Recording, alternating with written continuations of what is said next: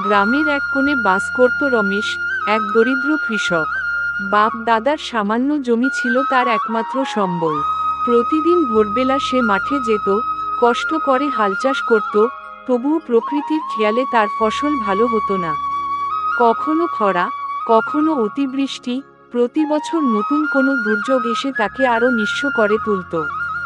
রমেশের পরিবারে ছিল তার বৃদ্ধ মা, স্ত্রী আর দুটি ছোট ছেলে মেয়ে।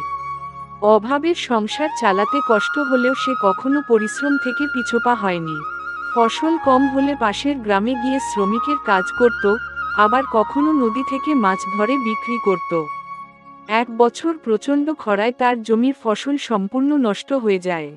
ধার দেনা করে কোনোরকমে সংসার চালাতে থাকল রমেশ। কিন্তু দেনার বোঝা দিনে দিনে বেড়েই চলল। একদিন সে ঠিক করল, জমি বিক্রি করে শহরে চলে যাবে। কিন্তু তার মা বাধা দিলেন, এই মাটি আমাদের পরিচয়, একে ছেড়ে গেলে আমরা কেউ থাকব না। রমেশ নতুন উদ্যমে কাজ শুরু করল। সে নতুন চাষাবাদের কৌশল শিখল, ক্ষুদ্র ব্যবসা শুরু করল।